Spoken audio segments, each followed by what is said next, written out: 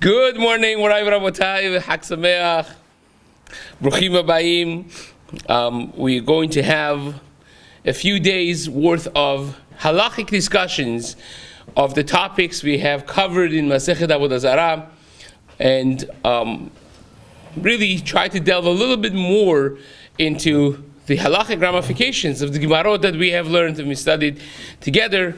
Today's shiur is dedicated Le'ilui Nishmat Tzipora Bat Yitzchak, Le'ilui Nishmat Menashe Ben Yaakov, Le'ilui Nishmat Sadaf Simcha Bat Faribati La Eden, and Avraham Ben Esther, Farzaneh Diana Bat Victoria. Today's shiur is also dedicated Neschud Yoshua Ben Diana, Yael Bat Rivka, and Menashe Ben Asi. So we, of course, learned, we go backwards a little bit. This way, the first things that we're going to discuss are going to be things that are more on the minds of people, because we just did the Gemara. The last interesting halachic topic that we had was Lot Chonim. The Gemara brought a pasuk speaking about the conquest of Eretz Yisrael and the interactions of the Jews with the 7 nations, the 7 umot, residing in Eretz Canaan, in Eretz Yisrael, prior to the entrance of the Jews there, that when you go there, it says, Lo tichrod lahem berit velo techonim. Do not make a covenant with them, and do not techonim. So Gemara went back and forth in a very interesting grammatical back and forth, and we came up with 3 different halachot, 3 of which we paskin the halacha. All of them are drashot, gemurot, seemingly an isur deoraita. We mentioned this before, that when you have a drasha gemura, when you have a full-fledged drasha in the pasuk, and that results in an isur deoraita, because that's how you understand the psukim in the Torah. Now, it doesn't have to be necessarily counted as 613 as one of those. There are many, many concepts and things that are deoraita, quote unquote, but they're not necessarily counted as one of the 613. And these 3, perhaps pashtut, would be understood to be biblical, to be deoraitas, which gives you the whole lot more strength and power. And safek deoraita would be perhaps the chumrah in this case. What are the 3? So the first one is lo titel lahem haniya bakarka. Do not give them a foothold in Eretz Yisrael. That's one. Right? We spoke about the details of why it is. You don't want to be influenced by the culture and the mindset of the Avodah Zarah, because we as we spoke, this is an isur only for Avodah Zarah. It's not an isur for goyim.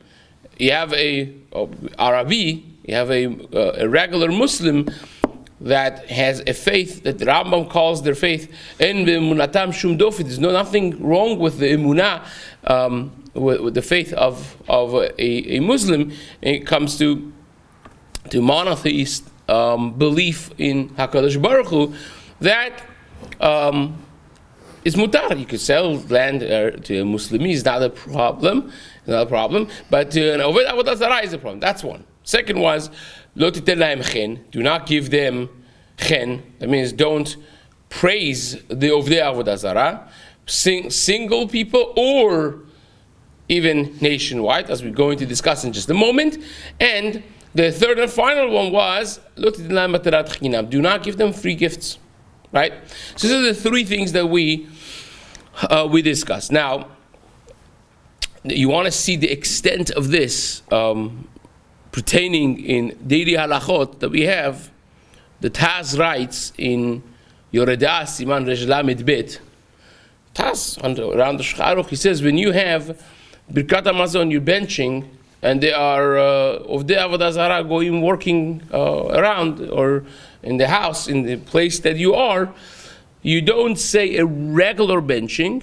You say, instead of saying, Ken Yevarech Otanu, right? You have to insert the Ken Yevarech Otanu Kulanu Bnei Berit to specify that the bracha that you're giving, because we say Ken Yevarech Otanu, Hashem who blesses, you should bless all of us that are sitting here, present here. That's a bracha that we give in every benching. So says the Taz, if they are Avodah Zarah present, you say Ken Yevarech Otanu Kulanu Bnei Berit. you specify it, narrow it down to kulanu b'nei berit. Why? Because if you don't, you're giving a bracha to of the Avodah Zarah, which understands the Taz would be in transgression of the Tahonim. And that's the Mishnah Berurah brings this to halacha. That's brought in the Mishnah Berurah halacha that when you are, that has different,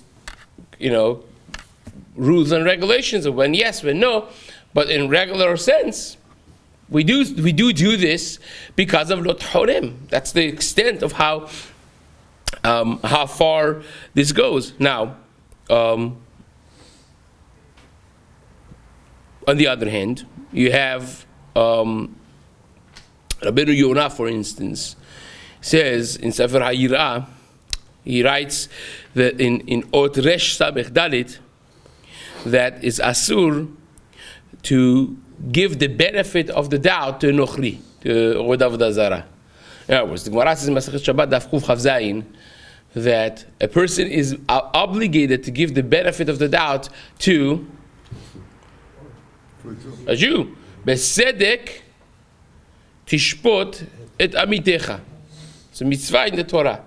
Besedek tishpot et amitecha. When you want to pass a judgment on your fellow Jew, you do it besedek.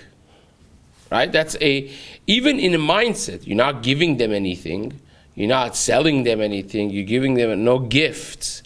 But in your mind, that's part of chen, writes Rabbeinu Yonah. Rabbeinu Yonah, one of the greatest Rishonim. Rabbeinu Yonah was a mechutan with the Ramban, with the Nachmanides. Right? Rabbeinu Yonah's daughter married Ramban's son, Shlomo. Ramban's son. So he writes that Besedek Tishbot Amitecha is for Jews, and if you give the benefit of the doubt to an Oved Avodah Zarah, you are in transgression of Lo Tahonim, giving them hen. Giving them kavod. Why if it looks like he's doing something that's a avera, that's asur, why are you bending it, trying to push it to understand that what he did was right? He did something wrong. In your mind, to give them the better, then that stems from you respecting them and them having chen in your eyes. So that also is a problem. Now, you should know that the Gemara says, "Mefarnesin aliyeh akum imaniyeh Israel mipnei darkei shalom." We very much are mindful of a communal living. So when you're spreading tzedakah, right? We're giving tzedakah, and a goy comes and wants tzedakah, right? Well, you gotta check their birth certificate and brit milah. What do you got?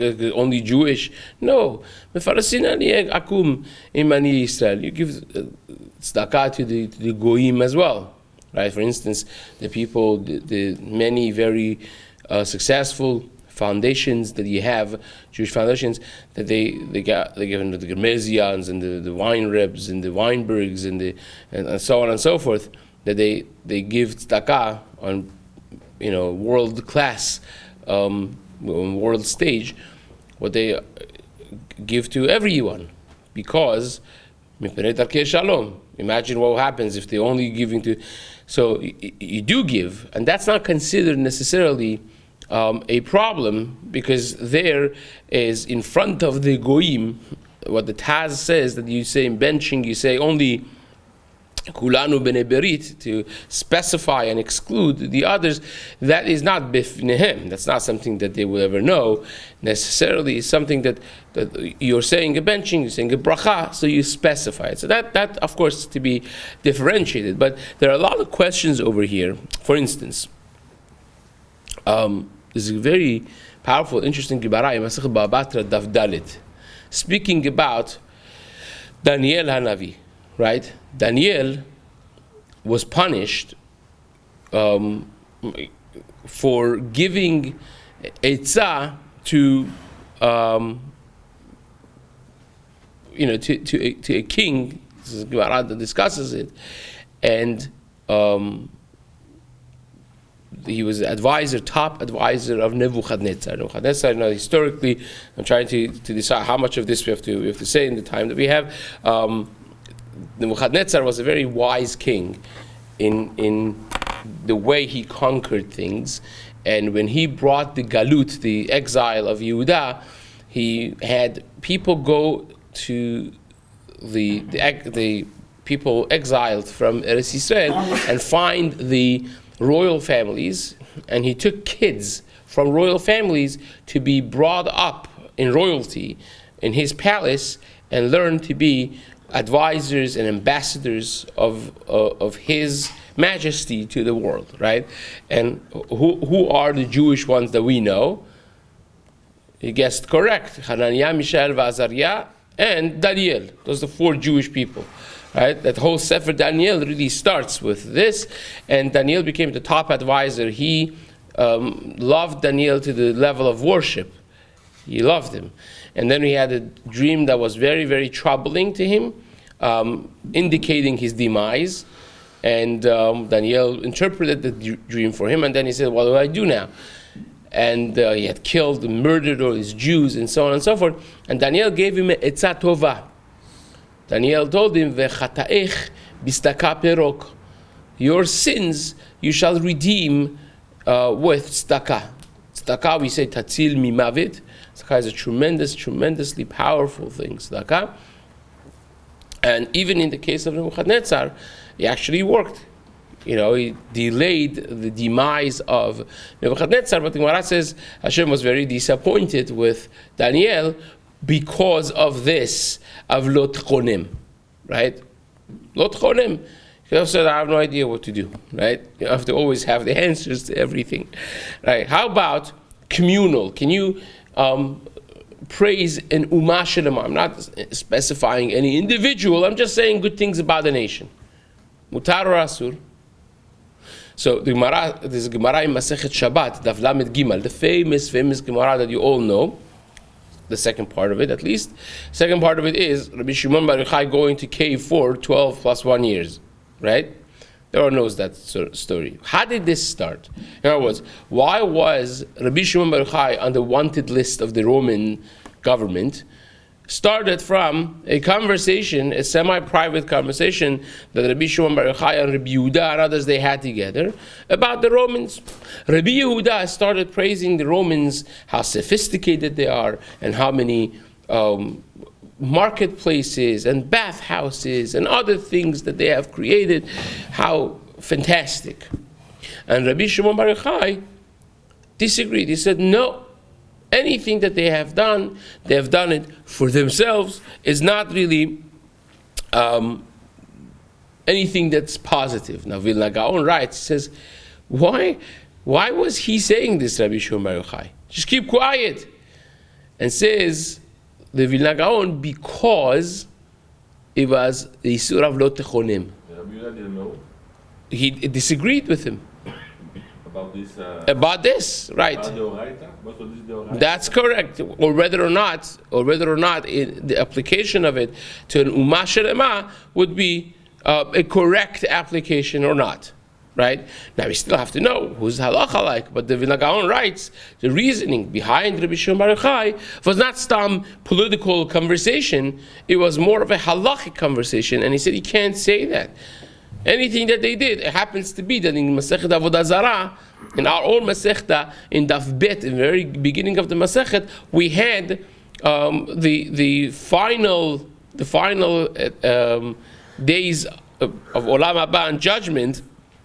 HaKadosh Baruch Hu takes the Sefer Torah, and people come and say, oh, we did these things for Torah, we did these things for the Jews, benefit of the Jews.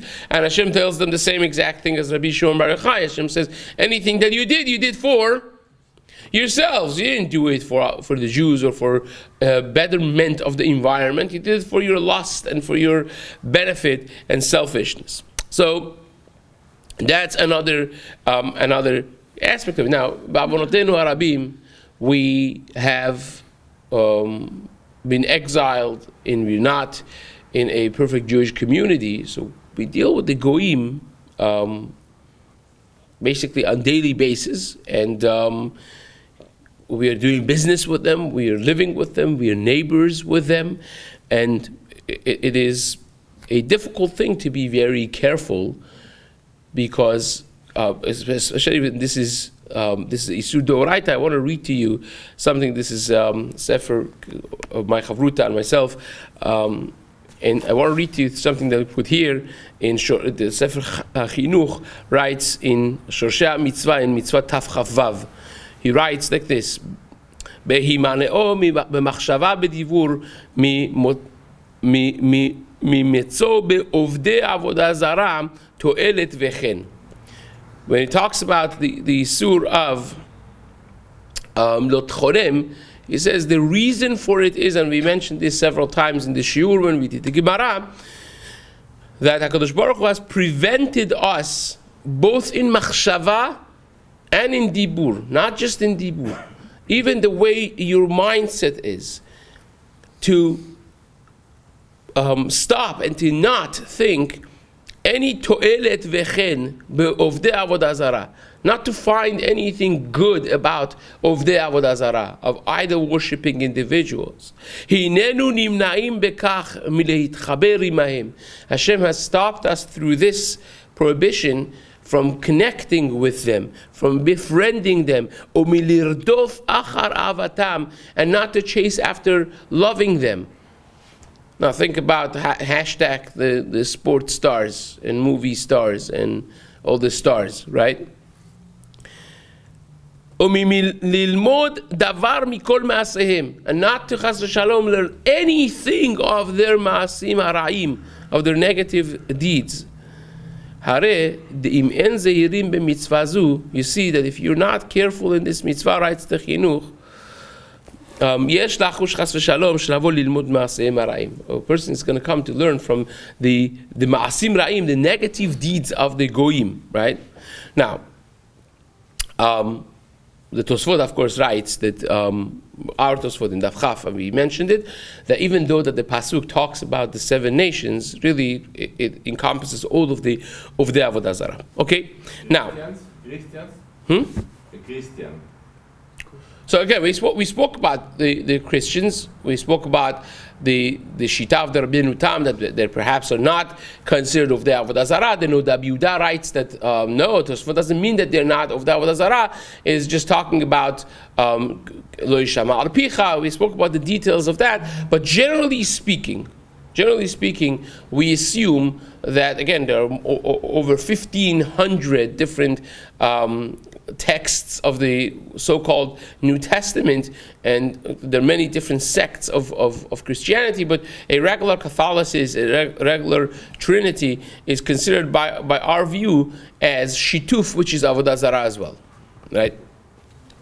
Now, even when you go with somebody, this is very interesting, because we have all these Isurim, but then you have the Gemarot and different halachot that allow this very thing. For instance, the Gemara in Chulin Daf Zayin, the Gemara says Rabbi Pinchas ben Yair was going, and he did a nest. He had a river, there's no bridge, there's nothing, and he opened the sea, not the sea, but the river, and he passed through, right? The Gemara says. And there was a fellow that was traveling with him, a goy, and he said, left me behind. And he opened it again for him, and open miracle for a goy, right?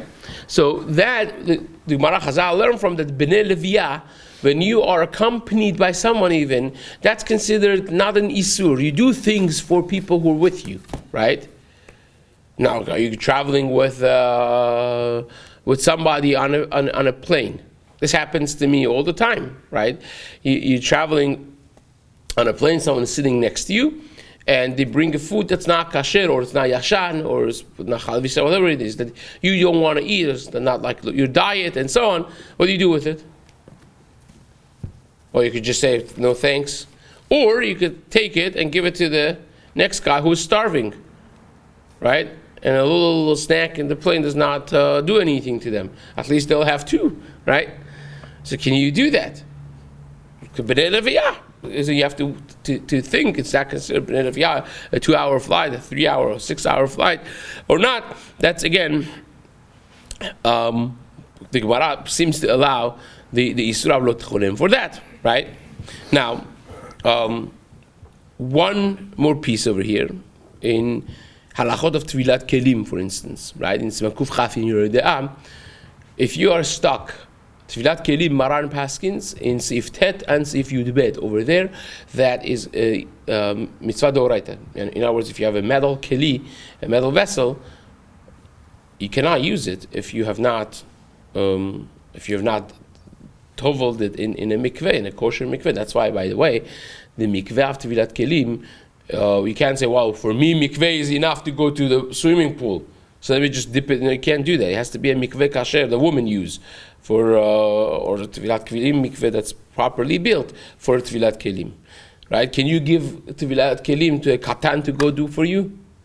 If you're not overseeing it, no, you cannot do it. It's a deoraita, right? It's important.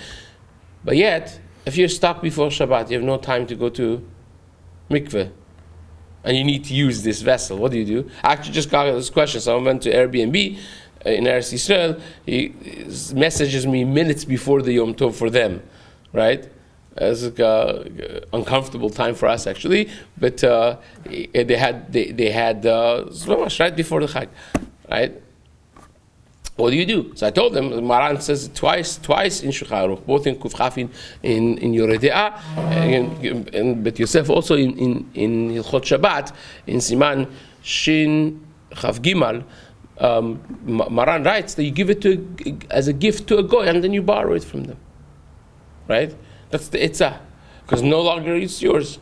Right? You have all this, like some of the big electric or digital things. Well, how do you deal with it? You give it to a goy, you borrow it from them. Yallah, Shalom al Israel. Right? Now, in Eretz Yisrael, it's more complicated because maybe it's made by the Jew. Forget about what I told him, but this is the questions that come up all the time. Seems like you could give a gift to a goy, right? Correct? We mutar to give a gift to a goy. And it's not a problem of avlot chonem necessarily, right? Now, the Rashbash, one of the Rishonim, the Rashbash is the son of the Tashbes in Algeria. Gedolei Rishonim. He says, wait a second, how in the world are you giving it to him? It's lot chonem. It's isur of lot chonem. How are you giving it to them? So one yesod for all of this, and then we'll say one Chazon Ish also, and we'll end it with that. We're out of time already. The yesod is it a beneficial thing for me, or is it just a free gift, or for without any cheshbon? Right? The yesod is when you do. And the Tosafot says this really later on in Daf Chaf Vav in our Masechta, that we'll get to that, Be'ezrat Hashem, that if I am doing it for myself, I want to be able to use this keli, I don't have the time to go to Tvilat Kelim, when I'm giving it to him, it's not because I love this guy, I'm idolizing this. No, I need it right now, right? Nothing against the free gifts, but again, we don't want to have any kavod for Avodah Zarah in your mind. Therefore, that would be mutar. The Gemara says it later on in Merapein.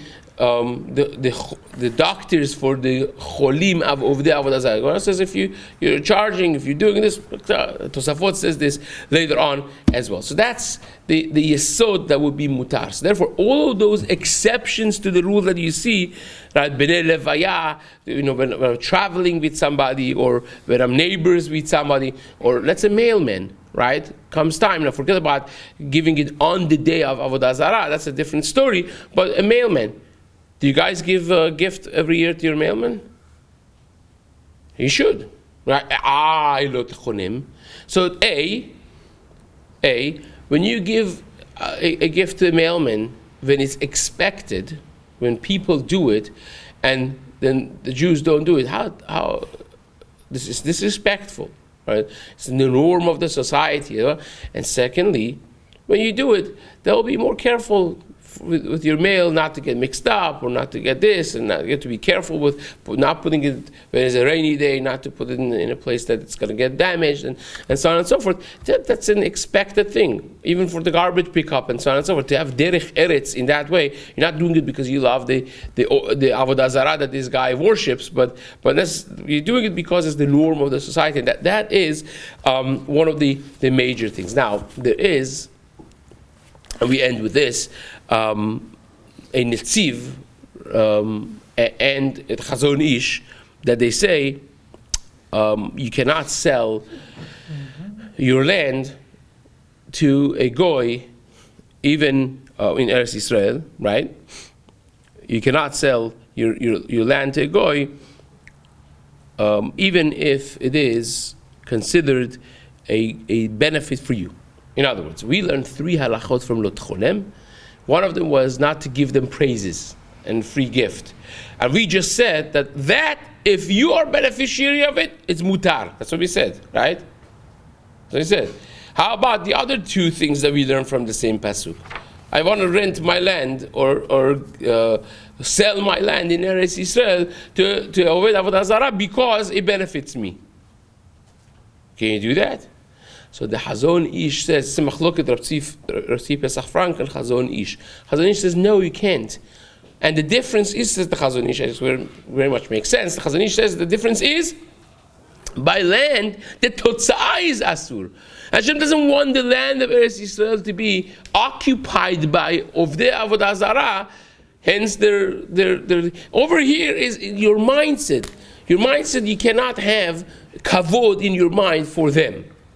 Now, so if you're giving it, not because you have kavod for them, but because of a different reason, then I'll override it. But Eretz Yisrael, if you have them residing in the land, then that negative impact and thing is there by nature, and therefore you can't do it.